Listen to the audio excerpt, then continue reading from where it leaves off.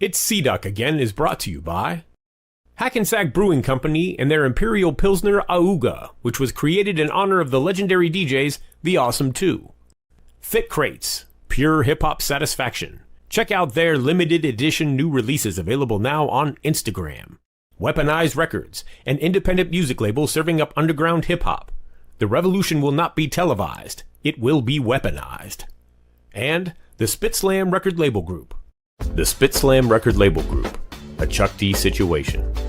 Catch us on your favorite streaming platform, on Bandcamp, or visit our official web store at spitslamrecords.com. All releases are available digitally or on CD, with select titles available on vinyl and cassette. The Spitslam Record Label Group. Throwback to the future sound.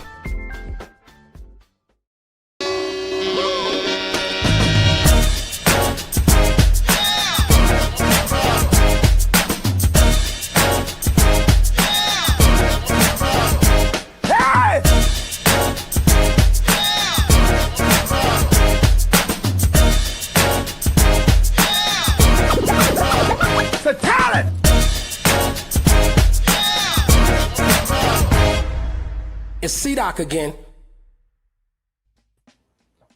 What's up, everybody? It is Tuesday night, and welcome to another episode of It's C-Doc Again. I am C-Doc, if you hadn't already guessed. Thank you for joining us. Looking forward to another show tonight. Episode 199, y'all. 199 episodes. Crazy we've been doing it this long, but I don't do it by myself. Of course not. Got the squad. And first up, she got her start at the very first 24-hour all-rap station, KDAY in LA. I'm talking about our lady from the heyday of K-Day, Jennifer O'Jetty. What's up? Hey! What's good? What is up? You know what's even crazier? That we're actually only 8 away from season 5? Wow. Holy shit. How many weeks are there? Yeah. In a year? Yeah. Wow.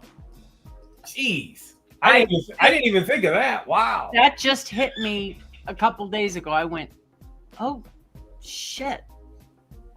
It gives me 8 weeks to come up with a new opening credits. 8 more weeks. After next week, 8 more weeks, and 65. And we will be in year number 5.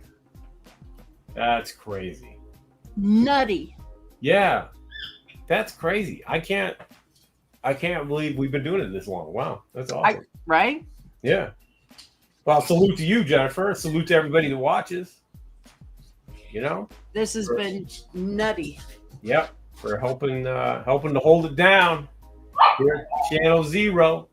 And of course, also helping to hold it down at Channel Zero is the dude that has the dopest account on Instagram. If you don't follow him, you're such a sucker. Ladies and gentlemen, Ultramax 7. I can't believe y'all been doing it this long because I'm the spring chicken. So y'all I know, but like you've been here a while. I came in. I think me and Fresh came on episode 61, and then you asked me to come on 68, and I think I've only missed one episode since 68. Wow. Yeah. You've missed less episodes than I have. It's crazy. It's crazy how long this. Yeah, we've been doing it. And we haven't missed a week, y'all. Not one stinking week and less than 10 no-shows. Yep. Okay. Thank you very much. Yes, that's a great point. Let me say this. Because people don't understand what we do. As you said, there's 52 weeks. We bring to you a new guest every week. If they don't show, it's not our fault. But that will happen. But do you know how quick the turnaround is? We have to book the guests. We have to, see. Soulbuck has to get his music together. Shout out to Soulbuck for holding it down every week too. And then we got to come up and try to be interesting to talk to people. So Yes. we got to make clips. Like it's a whole thing. It's a whole thing. Yeah. That's right. But we appreciate you guys tuning in every week. We love to do it. And we love the hip hop stuff. We love this hip hop shit. Yeah. Yo, Vashawn is crazy. Yeah. That's an inside joke. Yo, he's crazy. Rashawn is crazy. Shout out to Rashawn. You got the new yo, V, you gotta send me that episode. I didn't get it yet. You got the new show coming on. So here at Channel Zero. So yep. Wait, hold up. The real Channel Zero. Oh, yeah. Not that fake Channel Zero. What's up, Red Venom? That fake What's shit. up, Red? Listen, if you wanna piss somebody off, talk some junk about the channel, then let Jennifer. Jennifer calls me up. Who are these people? Yo, Jennifer got boxing gloves on. Like, yo, let's get busy. JOJ suffers no fools. No, The minute I saw that, I was like, who is it that wants all the smoke? Because here I come. The fuck? I'm trying to tell y'all. Y'all don't want it. Y'all don't know. Don't. I just like I said on the mixtape. Don't fuck with. What the fuck is wrong with y'all? Y'all just don't know who you're playing with. The expletives start flying. I'm trying to tell you. Yep, that's it. That is it. So, Red Venom in the house. Oh, he's working. All right, word up. Word up. Great. Yeah. And Mr. Schick's in the house? Oh, salute to Mr. Schick. Yes. Yo, hip hop royalty. The legend. Yes, absolutely. Legend himself. And Mr. Schick, you can check out his episode. I don't know what number it is, but you can scroll. It's back there somewhere. You can learn that he's the first bilingual rapper. Yep. It's facts. Red Venom, didn't I just see you in a picture with somebody? Possibly. I just saw you in a picture, I think, with Chuck. Possibly. I saw that. I saw that too, Jennifer. Yep. Yeah, we're on for tomorrow, V. I got you. So, yeah. Oh, damn! I left the. He said, Brad says, yeah, I think so. Beat looping. I guess we got a couple minutes because we're waiting on our guest. Tonight's guest. This is going. Damn. There's Paul. What up, Paul? That crates. Yo, yeah, you see that shirt? That's from Paul from Thick Crates. Good look. You see the knot shirt, Paul? You don't want to wear this. You burn it. He sent me one. He sent you an Ultra shirt? Yep. Really? Nice. Oh, that's so nice. Yo, Paul is listen. This is a nice man. And Jennifer, Paul's one of us. I just learned that. You have tracking. It was delivered. Go pick it up. That's what he says. You know. Hey, Paul, don't make us start cursing. Leave it alone. Shit. You don't want it. He's one of us. What are you and I? Because I'm not. You're not black and I'm not Foul white. mouth, pain in the ass. I'm not foul mouth. Virgos. Oh. Paul's part of the team. The fuck? There you go. That's why I realized we get along so well. Speaking of which, the foul mouth pain in the ass. I only got, what's today? 2 weeks and 5 days before my birthday. Just thought I'd share that. Coming up. Hey, y'all see that in the comments? Y'all better, I don't know, send Jennifer something. Yep. Share your cash app, Jen. Yeah, share the cash app. Yep. Send the commit something.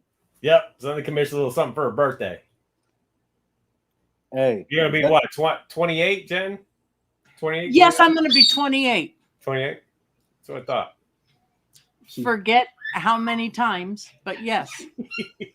That's all right. That's all right. I'm going to pretend like this one is not happening. Mikey Barslow, my birthday is September 7th. There All you day go. long.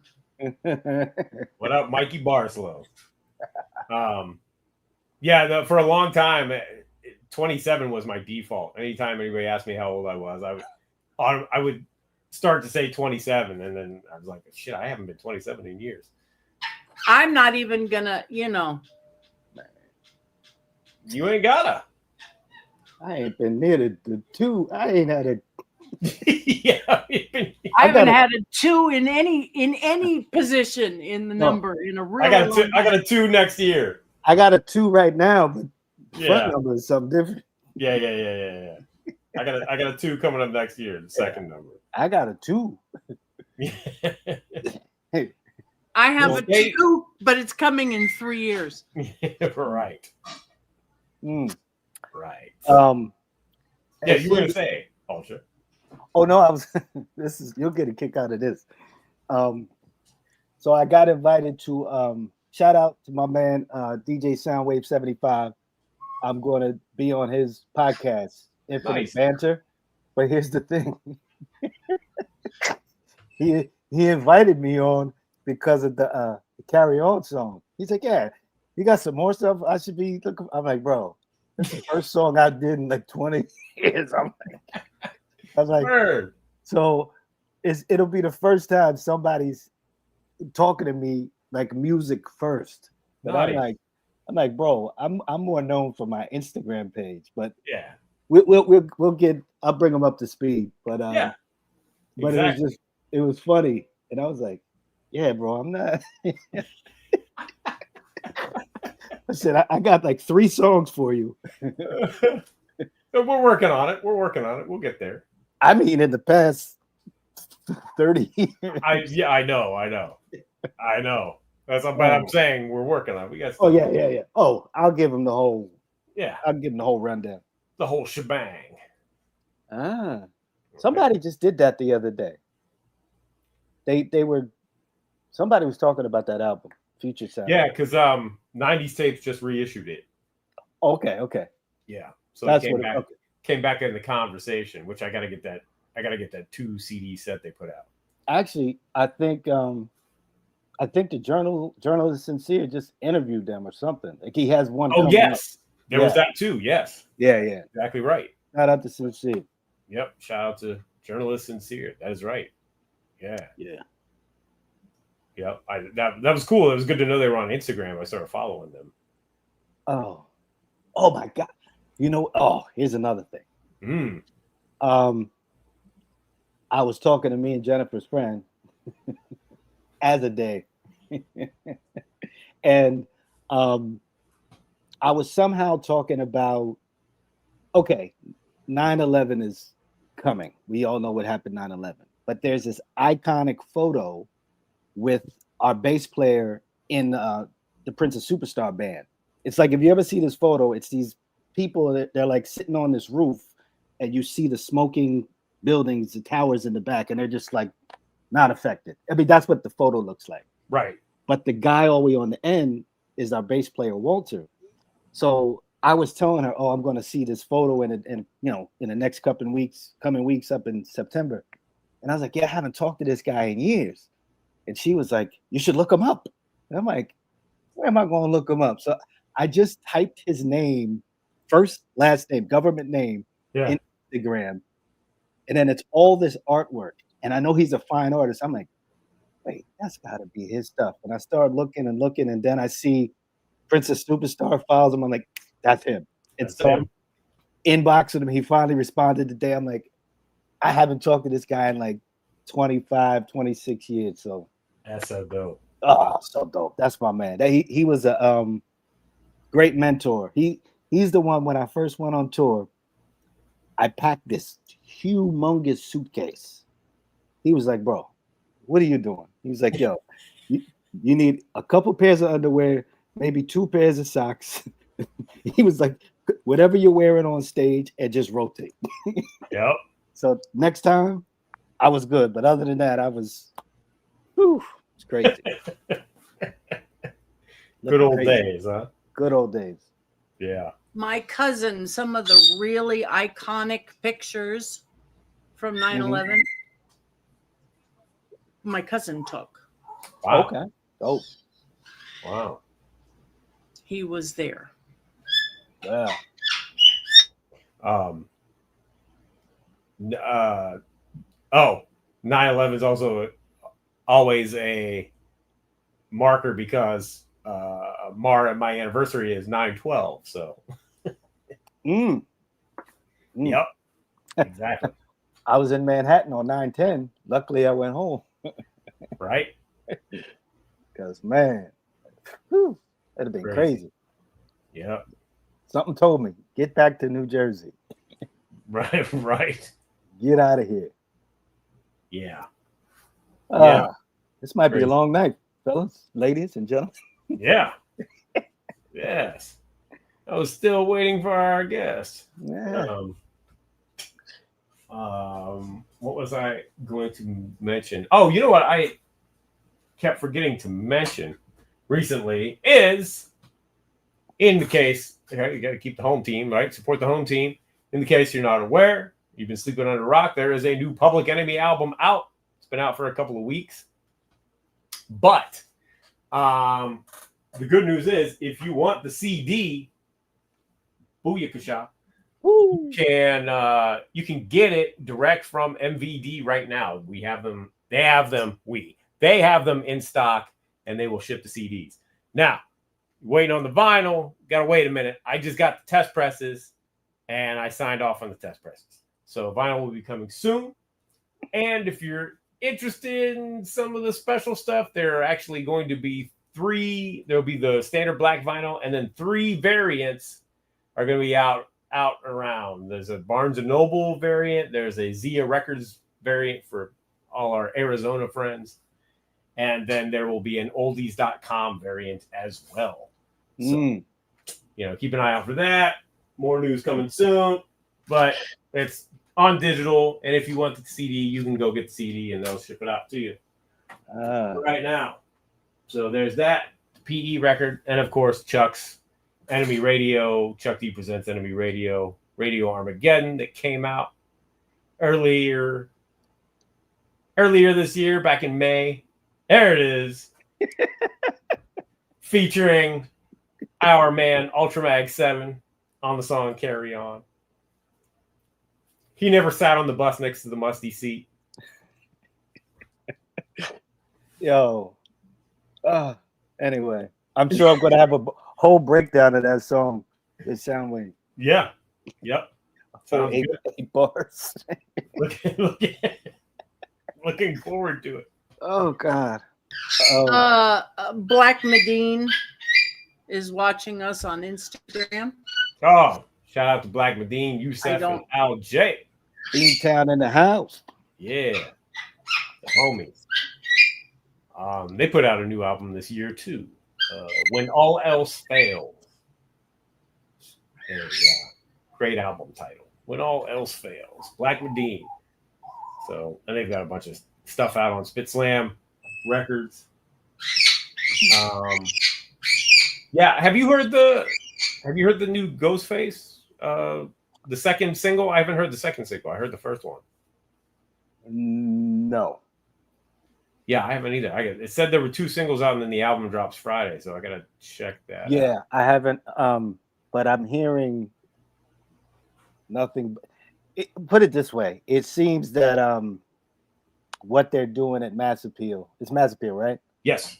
They're doing it very, very good. I was actually I don't know. I was looking at part of his promo stuff and the drop, and I'm like, damn, they should have brought me in some of this because I'm looking like the old television and stuff. Right, yeah, right. Right up your alley. I'm like, man, like, yo, this is dope. But yeah. Ghost, it's in Wu-Tang, it's between Ghost or Jizzer. It's like my favorites. But Supreme Clientele is obviously my favorite. I think everybody's favorite Ghostface album. And I'm looking forward to seeing what this one really has. Me too. I do like Iron Man. For a long time, Iron Man was my favorite, and then I don't know if when I first heard Supreme Clientele, I didn't like. I liked it and I bought it, but for whatever reason, I slept on it for a while, and then I revisited it, and I was like, oh my god, what the hell? How did I miss all this? It was kind of crazy. You know what's funny is I wasn't a big fan of Iron Man, and I realized he said as much. He said he doesn't really like it that much because he was rushed to make it, and so it had some songs that you already heard. Yeah, and it just once I heard Supreme Clientele, I was like, oh, that's it. I'm like, oh, and even here's the other thing. I think if Bulletproof Wallets had all the songs that it was supposed to have, it would be right up there with Supreme, because if you put those songs on there, like the ones that, because they, some of them were leaked, like the one with is the one with Slick Rick and them is it on the album, or I think it's off or on, whatever. The Sun is that on the album? And then there's the Watch, and there's the whole bunch of, like, if you have the original, I don't know if they changed it, you could look at the album and like, hey, that song's not on here. Right, yeah, right. I think the first pressing that came out had had the original track list, but that wasn't what was on the record. Yeah, I was looking, I'm like, yo, where's that song? Yeah, but the Sun. Thanks, Paul. Yeah. What is the Sun on or off? Paul, I forget. The Sun was on the promo clean vinyl. Right, okay. That's right. Yeah. So, you start piecing it together how they had it. I'm like, yo, this is it's an ill album. Right. Yeah, the new Raekwon is dope too. The new Raekwon is dope. Yeah. But you're gonna get me started talking about this again. Dude, it was coming regardless. I'm no prophet, but I could see it coming. And now it hasn't even really gotten in full swing. Oh, right. Did you hear Kwame's new single? I saw the video. I like that. It looked like he shot it at the spot in Arizona. What's that? The hip hop the Destroy's always at? It looked like that. Oh, okay. It looked like that. I don't know. But that Kwame, listen. Yo, I'm telling you, it almost feels like we're in like 88, 89, but with different, like Kwame's got a record, Chuck dropped 2 records, Slick Rick dropped a record, LL dropped a record last year. Light, Redman dropped 50 songs on you. Yeah. An album with 50 damn songs. And it's a great record. And I feel like this is what I feel personally. I feel like the older cats stopped feeling like they had to compete with the younger cats. Like, yo, I got to put a trap song on there or this, that. Like, you're selling records to us. Yeah. We don't want to hear that. Yep. So Slick Rick gave us like a perfect album. He gave us Slick Rick. Yeah. So That's what Public Enemy gave us, a Public Enemy record. That's what we want to hear. Yep. Like, don't give us this weird stuff. Yeah. And I tell you, it's no competition. These young kids better watch out, man, because it's you better watch out. Right. Oh. Yep. Yeah. Good times, man. It's good times for the music. Yeah, 5th grade, but not God. Man. Wow. 5th grade.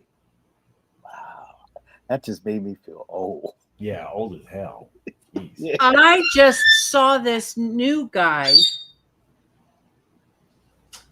I guess he's maybe not new. I don't even know what his name is. Let me see if I can find it, because holy shit. Oh, well, you want to talk about quote unquote new guys making dope shit? I got to shout out Errol Eats Everything too, because that's like one of my favorite albums of the year, bro. We're supposed to get him on the show, right? We are supposed to get him on the show. Let me write this down. But I think they might be shooting a video or something. I saw a pic or something. He's got some merch out now. So shout out to Errol Eats Everything. Check that album out. That was a random Instagram ad that I came across. Gone? Okay. Haven't heard Gone yet. But yeah. Errol Eats Everything's dope. Oh my God. This guy. Yeah. Is it Gone? Is that how you pronounce it? Oh, got me. But holy shit. I guess he did something with Tech 9. Okay. But oh yeah, there it is. He's faster than frickin' M. Uh-oh. Just he's got a song called Death to Mumble Rap. I will check out Gone. Is that even a thing anymore? I don't know. I don't know. Somebody was sitting across the street in a car, and there was all kinds of smoke coming out of the fucking car, and all I heard was garbage. Yeah, I don't know. But oh my God, this guy. Wow. Okay. Well, I'm gonna check that out. Yes, mumble rap is still a thing, Knack. Okay. I don't know. I never partook. So I only listen to what I listen to. So right. I don't get you don't get mad at stuff you don't listen to. Exactly. It's not for me. It's for somebody else, and that's fine. Yeah. It's all good. I'm not dissing it. I'm just saying it ain't for me. Mm-hmm. It ain't for me. God bless him. Yeah. Yeah, Red. Four owls. Oh, here's our guest in the house. Ladies and gentlemen, please welcome to the show the man, the myth, the legend. I think he said, hold on. Oh, are we holding on? Or are we bringing you on? Coming on? You ready? Oh, he's talking, but so, ladies and gentlemen, Thirstin Howl the third. Oh, no, or not. Oh, nah, I'm sorry, man, because I'm following the GPS, man. I almost totally, man, I'm on my next right now, running around in LA, man. But how you guys doing, man? Hello, brother. Well, how are you, bro? I'm good, man. Excuse my tardiness and all. I'm trying to juggle between the GPS and you guys at the same time. You can still see You're me? in LA right now? Yes. Yeah, Get your ass over here and do it live. Hey, I told Jerry I would have came through live. I did. He said y'all were in LA. Yeah, Jennifer. Where I am. Where are you right now? I'm on the I-5. I-5, right? That's what it's called? Yeah. Yeah, I'm on the I-5. I'm actually on my way to Sick Jackin to finish the song. Oh, that's dope. Yeah, but I could partially see you guys, and I'm looking at the GPS at the same time. So as long as you can see me, we good, right? Yeah, we're good. We're good. We're good. Yeah. All right. All right. You drive. So It's all good. So all right. So feel free, man. Shoot away at the questions or whatever. I'm gonna keep my eyes on the road, and I'm here, man. I'm in the building. all right. Well, let's start. Let's talk about what you got going on right now. You're about to go record with Sick Jack, and what else is happening? You know, I dropped a new album. The Last Shall Be Thirst. It dropped in June, and just dropping a bunch of music videos. You know, every month I'm dropping a new video off of the album. Just really getting busy, man, doing my classical Thirstin Howl style of hip hop. Always being as versatile as possible, but just moving and shaking around LA, man, connecting with a lot of people, doing a lot of things, man. I just came from a Killer Priest video shoot, went and played a part in one of his videos. You know, just rocking with the West, man. I love the West Coast, man. Always have, always loved the West Coast artists. And, you know, it's inspiring to be here amongst the people, man, and to see how well I'm received, you know? Yeah. That's tremendous for me. Yeah, that's dope. Yeah, I just want to say that he talked about his videos. That Feet on the Gas video is crazy. I love that. I love that video. Can you still see me? Nah, we not lost at the you. moment. But can you hear me? Yeah, because it's hard. The GPS doesn't want to move when I got it in between two things. So Yeah. but you can hear me. I could just talk. It's cool, right? Yeah. We can hear you. All right, because I'm on the highway, man. I got to keep my eyes on the road. Yeah. Please. But yeah, just a lot of work, man. You know, I'm in the film space more than anything. Me and my brother Low Box Low. You know, we just being as creative as possible, man. Pushing that envelope. You know, in hip hop, a lot of people they're forgetting the creativity part when it comes to these visuals, man. A lot of the same stuff being repetitive, the way things are being shot. So Right. I guess that's what's really making us stand out right now. You know, our visuals. So Right. Yep. it's not a game. It's tough, man, because a lot of people think that when they do rap videos, it's got to be a certain specific thing. And everybody wants to be tough in front of the bodega. Yep. And you know, I was already tough in front of the bodega for real. So I don't want to do it in a video. I want to be a nice guy now. You grew up in Brownsville, right? Yeah, I was born in Far Rockaway, Queens. Raised in Brownsville. You know, back and forth to Miami, Brownsville, like that. How was your hip hop experience growing up? Oh, I was born before hip hop, so I got to experience all of it. Yeah. You know, I got to see everybody that came through the door and who was the best and what era and things like that. I remember when Curtis Blow was the king. Yeah. You know, and remembering Melly Mel being the king and even Kaz. So, you know, just being able to absorb everybody from the genesis is what makes my music and my lyrics the way they are. You know, I believe it's an advantage. Yeah. Absolutely. Did you ever see being from Brooklyn? You ever see this Divine Sounds perform? I seen Divine Sounds perform like in Latin Quarters and stuff like that. Okay. You know, I was a big Divine Sounds fan too, man. Yes, me too, brother. Me too. I love their music. Yeah. Mr. Schick is sending all kinds of hello. Oh, that Mr. Sheck that's the legend right there. That's the first ever bilingual rapper to be on record. Absolutely. So I gotta credit Mr. Schick for tons of things. Why Thirstin Howl spits that, you know, that bilingual tongue. Mr. Schick was the first person I heard do it that inspired me. And you know, every chance I get, I make sure I let him know. I bought his record in like '83, and I memorized it. I could spit that whole verse right now if I had to. You know, but shout out to Mr. Schick, and I believe me and Mr. Schick got a new record right now. What? You know, with our brother, you know, the Microphone Prince, TMP. So there's a record coming out called The Ghetto Brothers, and it basically tells the story of the Ghetto Brothers of the Bronx, and you know, and the evolution or the genesis of hip hop, Wow, and you that's know, dope. and the gang wars and shit like that. So Yeah. shout out TMP, the Microphone Prince. Yeah, Wow, that's dope. fantastic. I love it.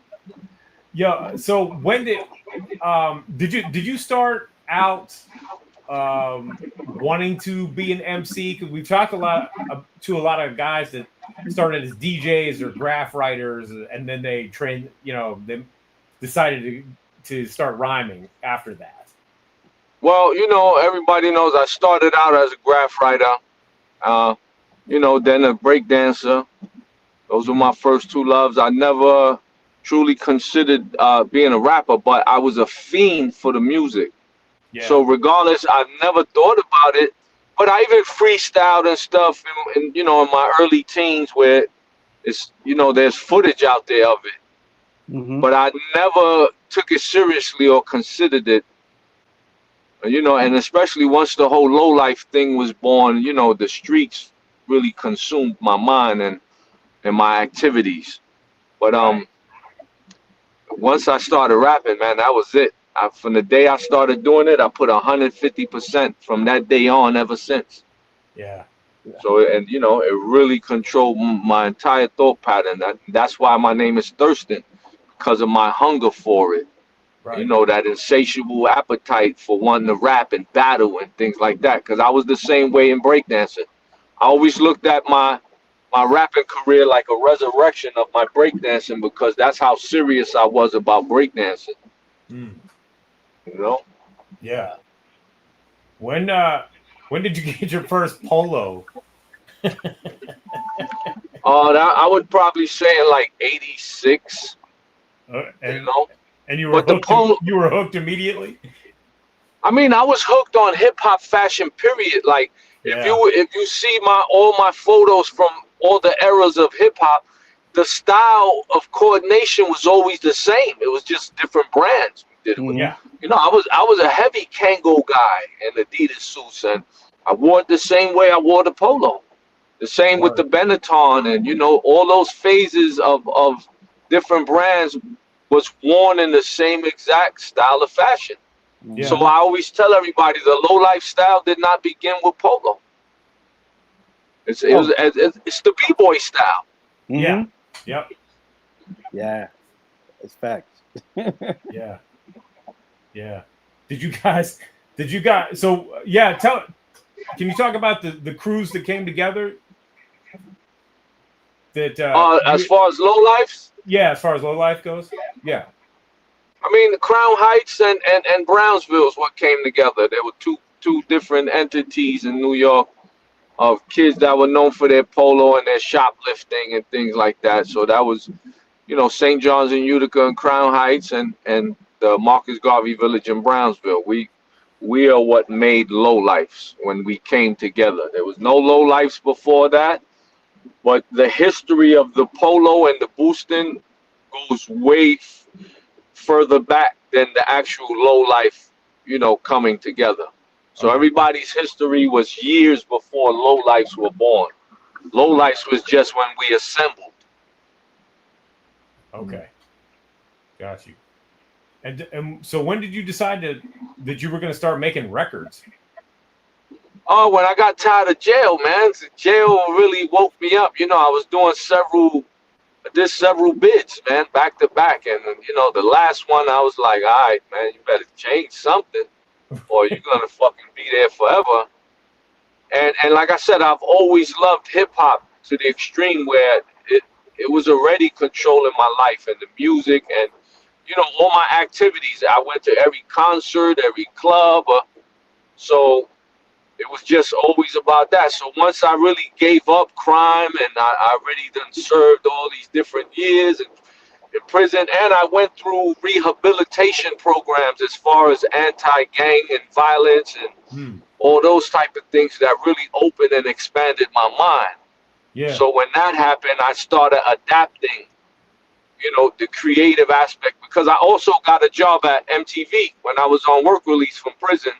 Oh wow. And I learned a lot about the behind the scenes of of film production. That's why I do all the film production I do now. It was the MTV experience I had gotten. So you know, like I said, when I started rapping, I just from the first day I did it, it turned into every day, and I put 150% in from that day on, and I've never slowed down ever since. And we talking 30 years already. Yeah. Yep. You were a part of the Lyricist Lounge show, right? Yes. Yeah. Okay.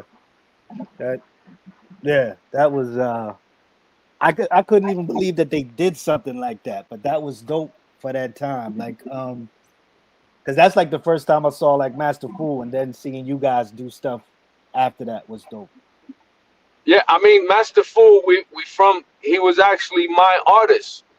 You know, he was part of my rap team and all that. So we all got to the Lyricist Lounge together, you know, and we had massive music before the show and things like that.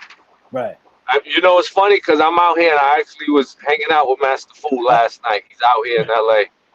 I saw that picture. You know, I saw that picture you posted up. Master Fool's a wild boy, man, but he's somebody I really love, man, and somebody I'm always happy to be around, man. He's so pure-hearted, but, you know, he's a fucking wild boy, man.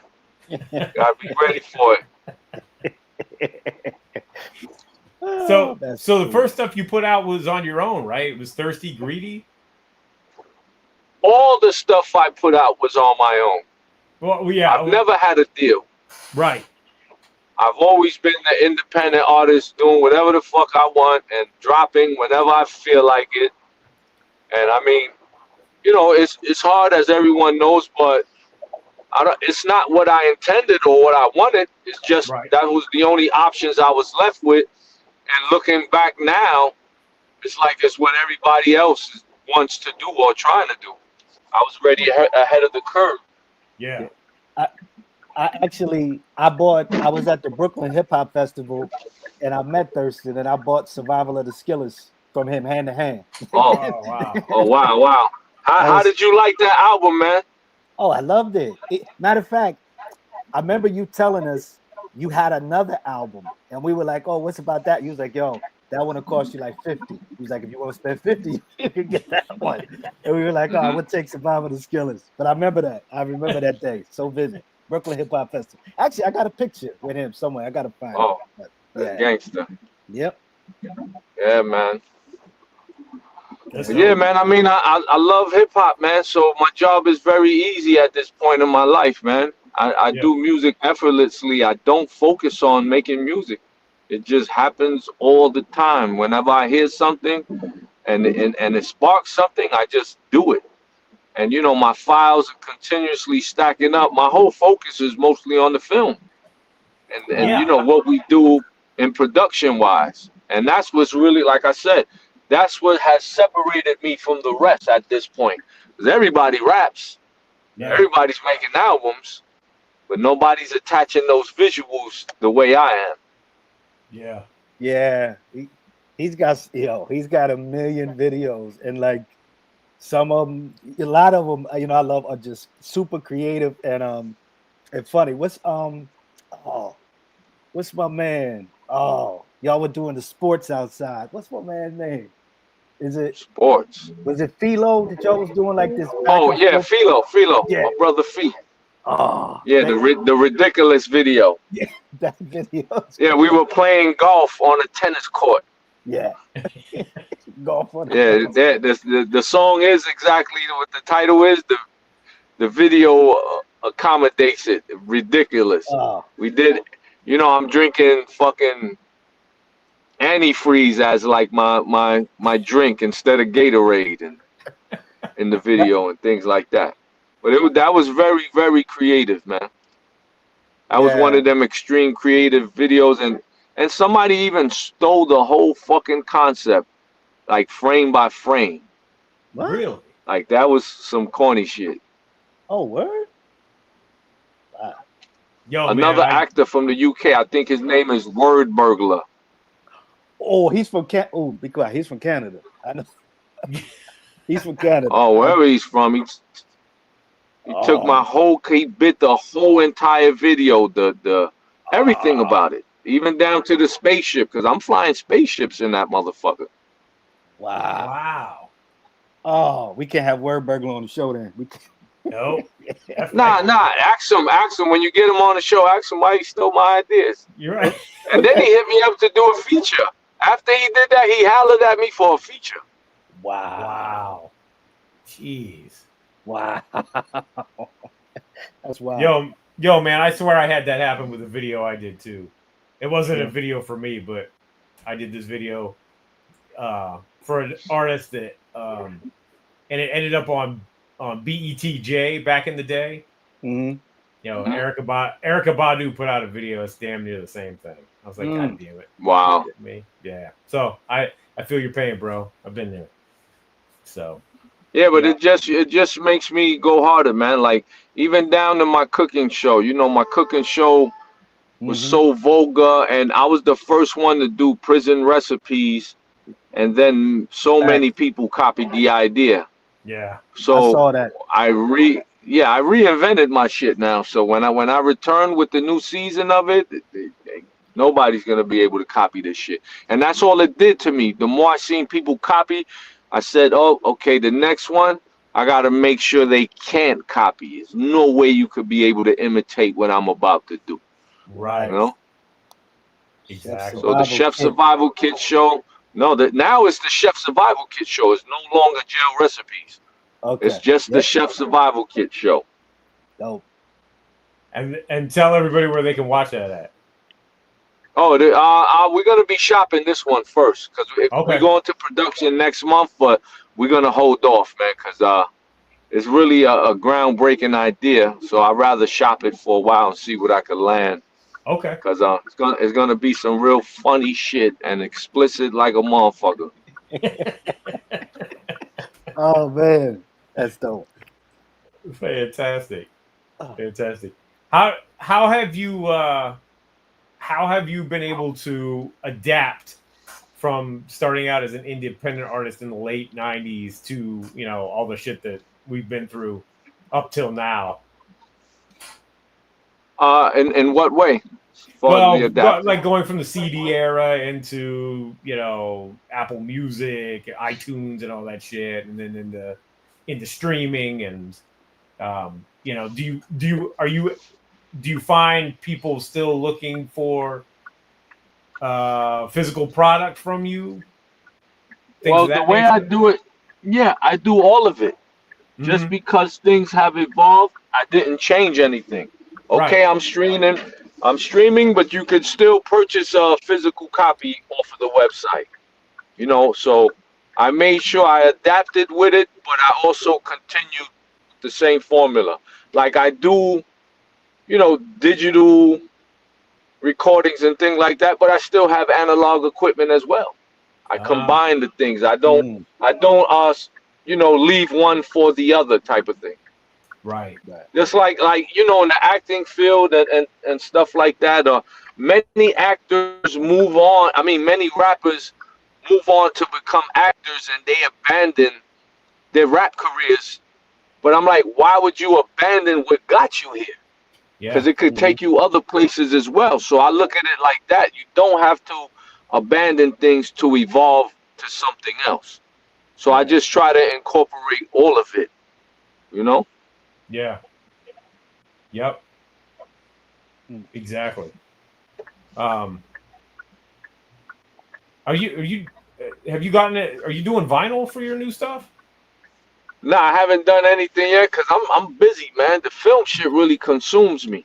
You know, I write all these scripts and I'm the production manager and the fucking producer, and so it's really a lot of work. So some things get neglected from time to time. You know, I'm wearing way too many hats. So, but you know, I'm more about the impact I'm having than the actual numbers, or because the impact really is what shows what you're doing. You know, you might not see the numbers in your views or something, but you see it on how much work you get from it, you know, on the features. And so the impact matters more than anything to me. And especially if I'm impacting the culture, then it makes all the sense. Because, you know, I'm here pushing 60 years old and I'm still relevant in hip hop. Yeah. So Absolutely.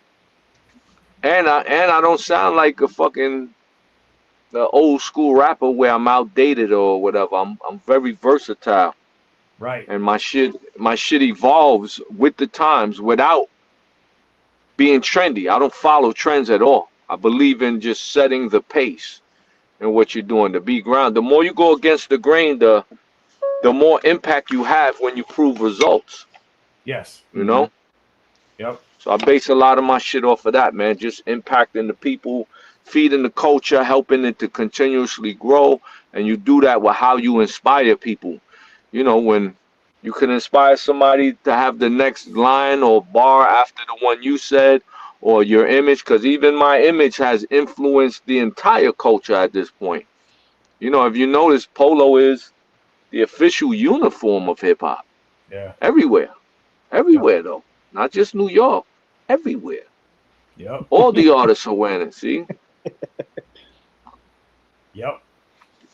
Hold on, he was just flashing on me, man. I got to flash back on you. It's no battle. It's no battle. It's a battle. Oh, I got to make sure of it. that's ill. Yeah, that's dope. Is there any piece that you don't have that you've been trying to find or for years, or you got everything you need? Now, I'm more a collector of the home stuff. Like the clothes don't impress me. Everybody got the same shit at this point. So for me, it's about customizing the pieces, taking them apart and recreating them, and the home accessories. That impresses me. Not the clothes. The regular clothes don't impress me no more. I mean, I don't think there's anything I wanted that I didn't get. That he didn't get. That's dope. It made me think. I was talking to Mr. Lennon.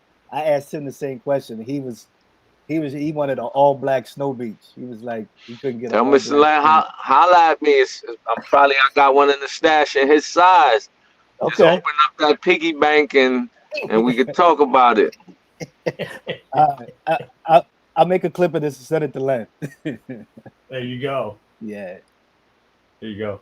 How do you you said earlier that it's the music is easy for you. How do you approach writing from a concept point of view? The concepts are the easiest thing to write. Mm-hmm. You know, I know a lot of like when I do features, I always tell the artist, hey, tell me whatever you want me to say. When they tell me what they once said, I write it even faster. So a concept is easy to follow for me. Now, when you hear all them crazy bars and all that, now that's the stuff that's not really following or being conceptual.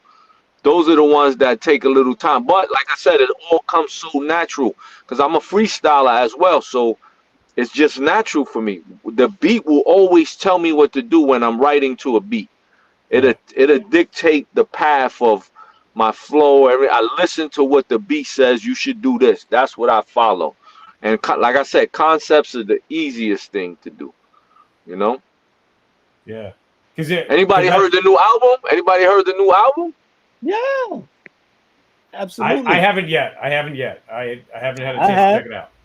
The new album, you know, it really shows my evolution, man. It shows the title alone, "The Last Shall Be Thirst." Mm-hmm. It's definitely still same hardcore thirst, but there's so much crossover appeal without me even selling myself out or you know, or doing the bullshit. But the crossover appeal on this album, all those tremendous hooks and you know, body ass beats, a lot of real great features. You know, it's a heavy album, man. Absolutely. Didn't Buck play some of it on Sunday? Buck? I think he did. He played some of it. Soul Buck.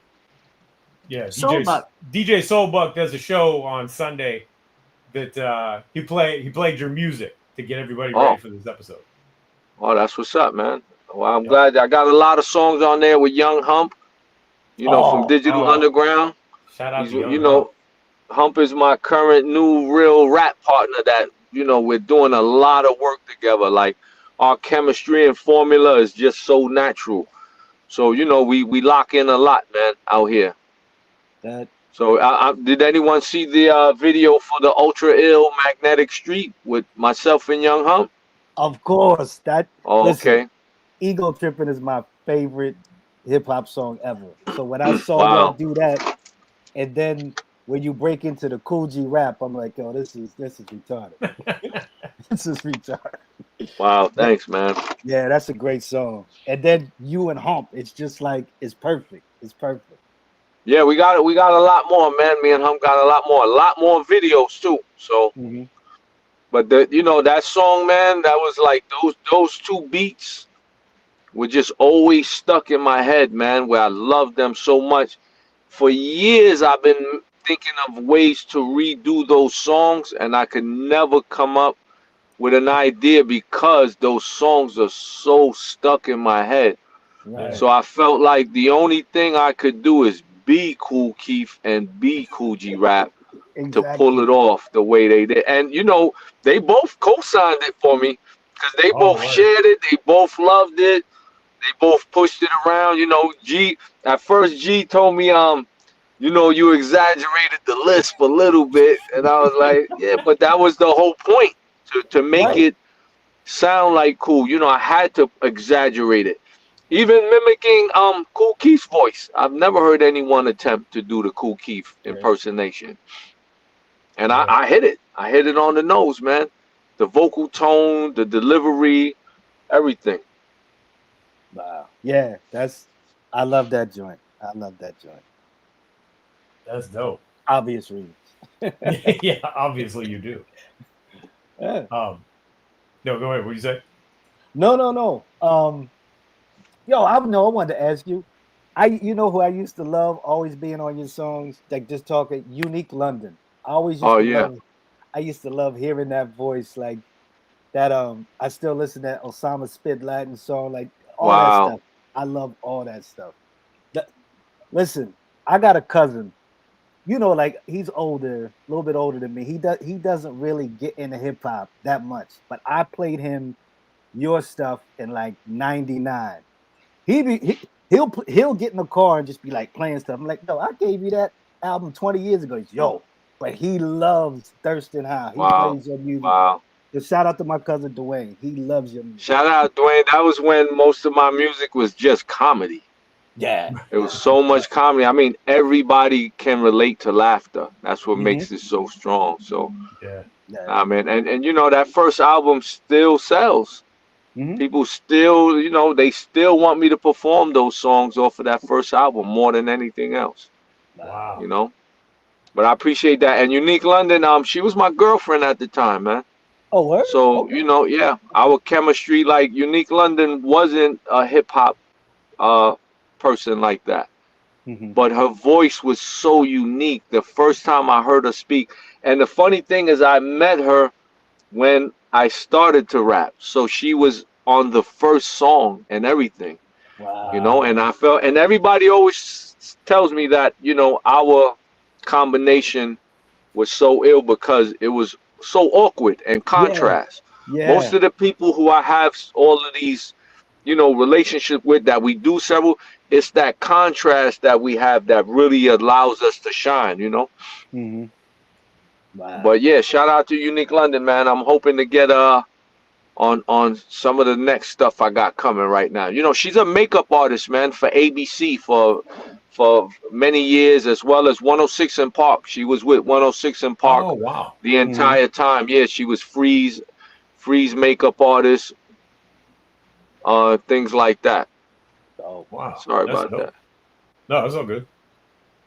Yeah. What are some of the films and or filmmakers that inspire you?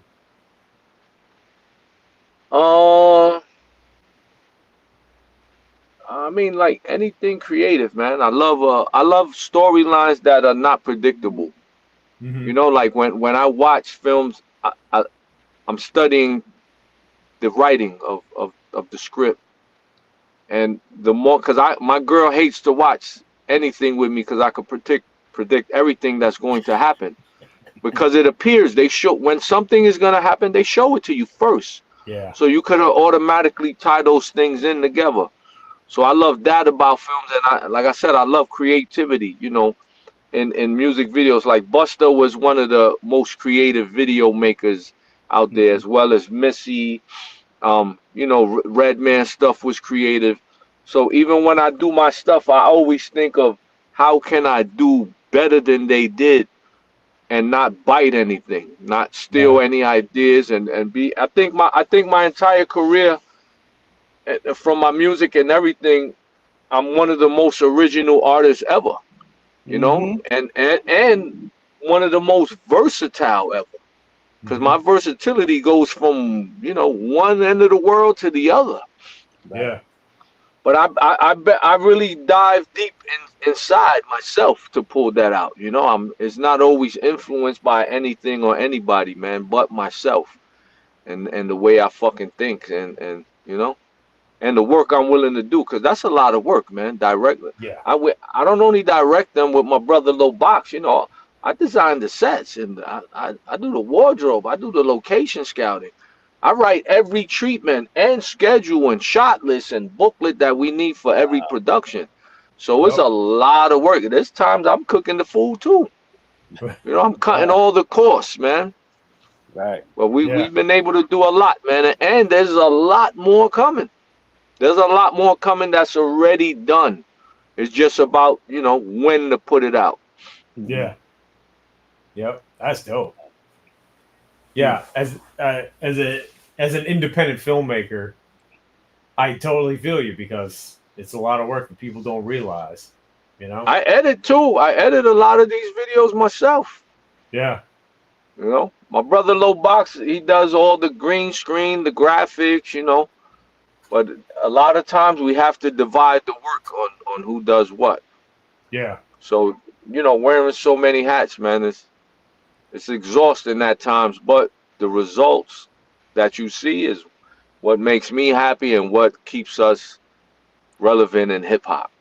Yeah. Yep. I nobody go ahead. Nobody's calling me an old school rapper out there. That's true. That's true. I was Nobody's saying I'm washed up. Nobody's saying, he fell off. I'm getting better with every album. Yeah. Like Onyx. Onyx has that same thing. Those guys are so well-rounded in understanding entertainment and production that everything they deliver is on point. Yeah.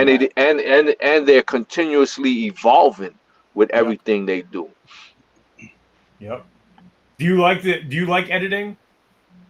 No, I don't like editing. I don't like producing music. All of these things I did because I had no choice. Gotcha. So what I don't like is waiting for another motherfucker to finish something I want to do. Right. So like I had when I became an editor, Box was always part of my team, but I had other editors besides him. And when one of them quit on me, that was the greatest thing he could have did, because then I was forced to pick up the editing. Just so, the work didn't get backed up like that. The same with music productions. In the beginning, I was just rapping over instrumentals on the 4-track and all that. And a lot of producers wouldn't even let me come to their studio now. So I bought my own shit. Started making my own beats. And I didn't want to do it, But my shit, everything I produce musically is exactly what I want. That I can write to with no problem. So that's the best parts of those type of things, that I was forced to learn how to be self-sufficient. And the self-sufficient is why I got this longevity. Yes. Without this being self-sufficient, I know a lot of rappers still talk about they got to go to the studio. Yeah, when I get in the studio, I'm going to take it. Man, when I get up at night to take a piss, I could walk to my studio and record the sound of it. Like I record the verses in the morning when I'm still in my boxes. To me, you're not a real or a true artist if you don't have your own lab. Because when you have your own lab, that's when you find your true self. That's where you find your weak points. That's where you develop your vocal tones. All of that comes into play because you have your own lab. That's real important to me. Yeah. And I've had my lab from the beginning of my career, even when it was just a 4-track. I had like the Skillionaire album. I made it on a 4-track that I did not even know how to use. Wow. Yeah, I didn't know what a mix was. I just remember I dropped the album. It was critically acclaimed. It's being reviewed in all kind of magazines. And the only negative part I heard was they complained about the sound quality. I didn't know you had to do a mix down. I thought you record on the mic and it sounds just like the record on the radio, to my knowledge. But, trial and error taught me that. So once I really learned it, I mastered that. So when I dropped the second album, The Skillosopher, I done it in the same format as Skillionaire. I recorded on a 4-track. I didn't know what a mix was, and I released it. Same results. It's selling like hotcakes, but all the critics are complaining about the sound quality. That was the only negative thing in the reviews. But by the third album, the first 2 albums made so much money, now I had a full studio.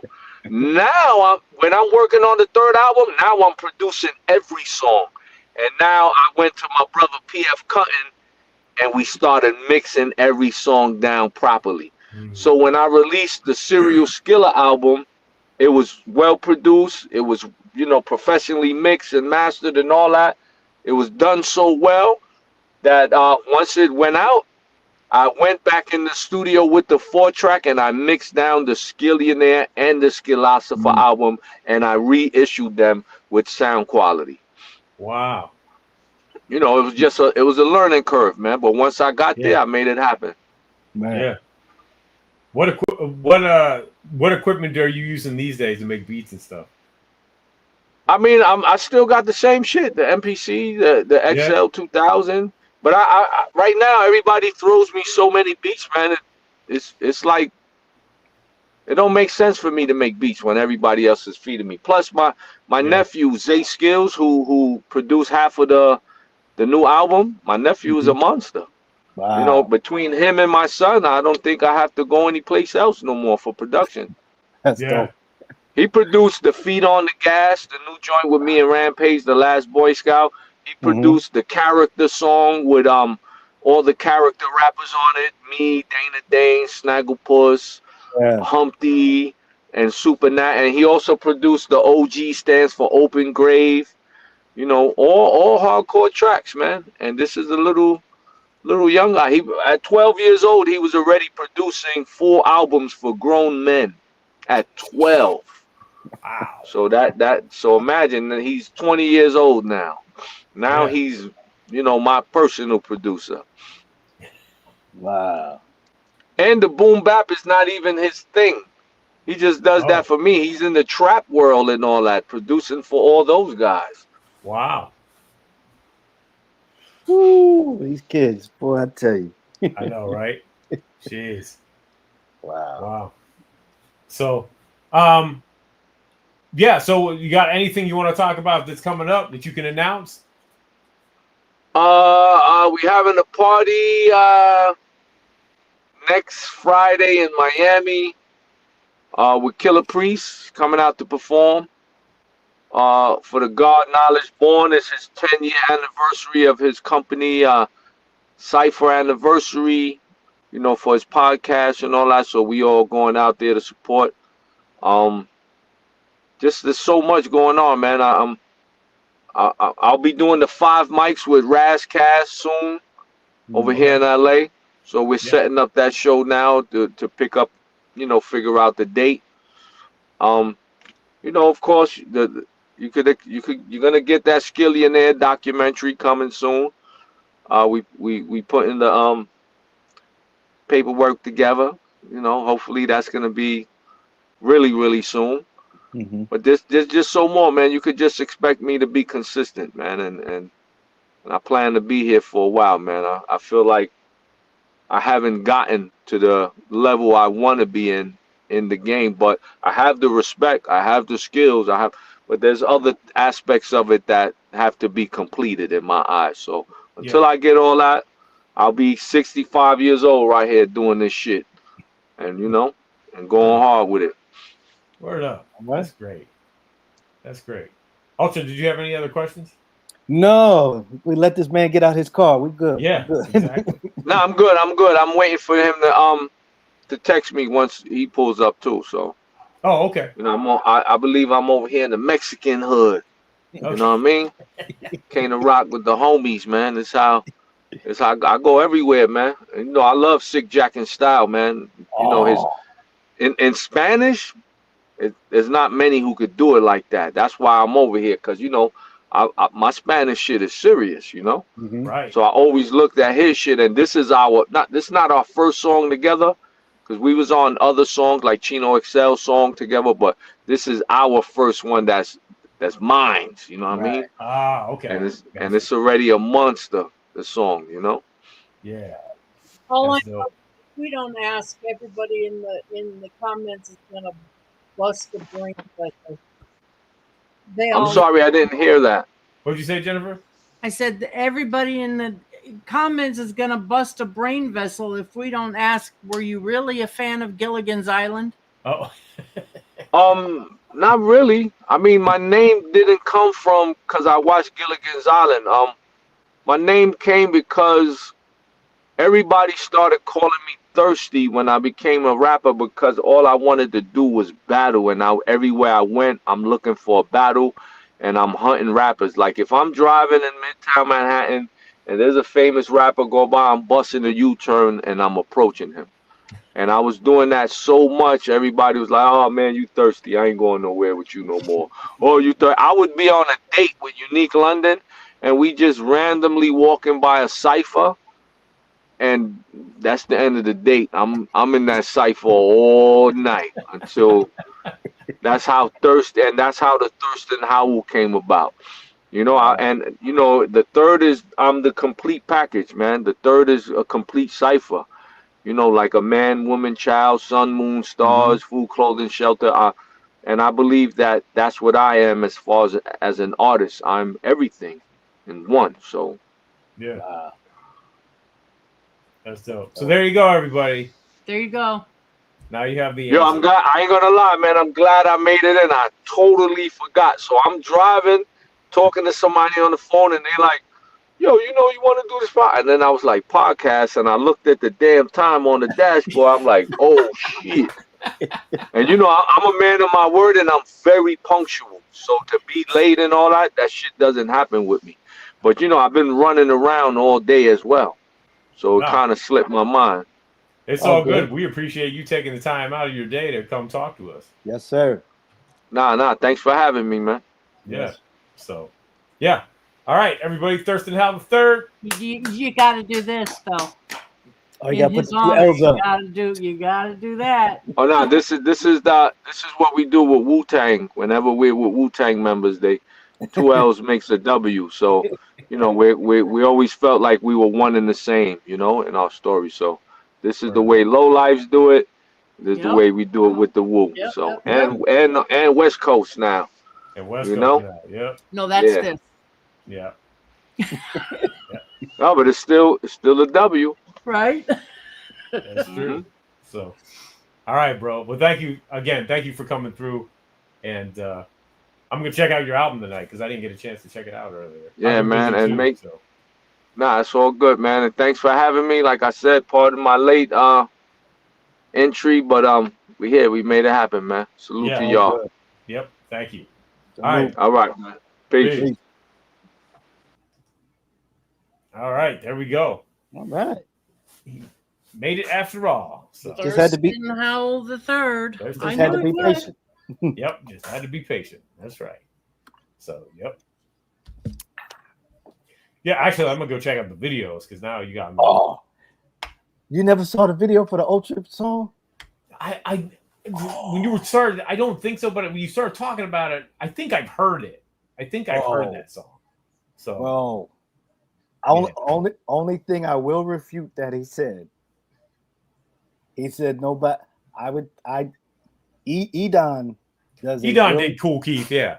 Edon does a on the spot Cool Keith. But yeah, but I like that. I love that him. I love that him and Young Hump. There's like three songs of him and Young Hump on the album. But and they're doing more stuff. That's great. But he always gets with somebody. Like when he was doing the songs with Unique London, She's Just Talking. Mm-hmm. The songs he has like a Masterful, Rack Low. Like I love that he always collaborates with people over the years. This guy has 1 million songs. I probably heard about half of them. Oh, bro, yeah. Like for so long. Like I didn't hear about him until Skilligan's Island. So I think, maybe. It's funny when he talks about the albums because you would get the albums and I would hear and you could tell, like I knew he was, on like a 4-track, but the fact that he admits it and says it like, yo, that was the only thing people would complain. Right. But it was great music. And I was just like, okay. And then as you saw it as it progressed and you heard as the sound got better. So yeah. And there's a certain charm to that stuff too. What's funny is I didn't even know he went back and remastered those albums. So I still got the original version. So I didn't even know that. I would love to hear that just to see how it sounds. Yeah. Yep, exactly. That's interesting. Yeah, I got some shit to listen to. Oh man, it's a good album. It's a good album. Yeah, word up. All right. And well, ahead, No. That Feet on the Gas video is dope too. It's got a lot of guest appearances in it. So it's like it reminds you of the videos back in like the late 80s and 90s when you would see all the rappers. There's yes, I love those. Yeah, it's dope. Yo, man, wait, real quick before we move on to things. I saw because there's an account on Instagram. I don't know. Do you follow this? The Yo MTV Raps. That somebody and they just post. I forget. It's Yo MTV Raps something, but they just post old Yo clips all the time. And they posted this clip today. I'd never seen. It was a joint that had. I guess it was a promo joint for Yo or whatever, but it kind of went through the history of hip hop, and it starts with Tribe. Okay, rhyming a cappella, and then Chuck comes on, and then Brand Nubian's on there, KRS is on there. Speaking of Chuck, just all these people at the time, like EPMD. Oh, it's Chuck and then EPMD, and it was like Soulbuck. I'm sorry, Soulbuck. Why do you wait 10 years to bring it up? I'm sorry. Go ahead. But anyway, yo, I'd never seen this promo before. KRS One, just like everybody, and they said it was from 1991. On Yo, Fat Five Freddy's rhyming in it. Salt and Pepper. You gotta send me this. I will. Latifah. It's crazy. I'm like, I've never seen this before. It's crazy as shit. Hold up. I just gotta say this. Me and Soulbuck have been laughing for you. Oh man, Buck, I wish you'd have brought this up. Have you ever heard his song John They're Stealing? I don't remember. Soulbuck played it on Sunday. Okay. I haven't caught the mixtape yet. I've made it. I make my video. Listen, Thirstin Howl and probably MF Doom early on were probably the ones that I made the most videos of because they were so ridiculous. But I did a couple of videos I'll send them to you. But it's a great song. Oh my God. All right. I will check that out. It's a lot. Oh God, I wanted to ask him. Oh, I'm so pissed off now. I had my whole lifetime to ask him about that song. Right. And you blew it. Yeah. So good. It's all good. It is what it is. Yes. So anyway, there's that. I will send you that clip. So there's our show this week. Episode 199. And holy shit, what's coming up? Jennifer's cursing. We got something special. We got something special planned for next week. ladies and gentlemen, episode 200. Can I just? I know you're dying to tell him, Jennifer. I know you're dying to tell him, Jennifer. Oh wait, before we get into that, we gotta do our thing. So Yep. Do your this thing. weekend, Mixcloud, Angie Don't Stop, the radio show. Check that out. And then Sunday, of course, Soul Buck will be. Yep, that's right. Sunday, 200. 200. Exactly. Soul Buck will be spinning the music of our next week's guest for episode 200. Jennifer, who we got coming through? I hope everybody's sitting down because who's coming through? Ice motherfucking tea. That's right. Yes, join us next week right here on It's C-Doc again. 9 p.m. Eastern Standard Time, Channel 0. Ice motherfucking tea should be in the house. So, yep. Bashar will be here too. And probably a couple other, People are losing their minds. Yes, but we'll have a couple other special guests in the house too as well. Yep. Absolutely. Yep. Iceberg himself. So, yeah, nothing like bringing in 200 with a bang. So, yep. I can get the fireworks back. Right. New Jack Hustler. So, yeah. So everybody, thank you for joining us tonight. Thanks everybody watching live, everybody watching on the replay. Please like and subscribe. And yeah, check out Soul Buck on Sunday. And we'll be back here next Tuesday, episode 200. And we'll see you next week for another episode of It's C-Doc again. Oh, yes, and go get Taxi. Go get that, yeah. Go get it. Go get Taxi. Yep. Peace.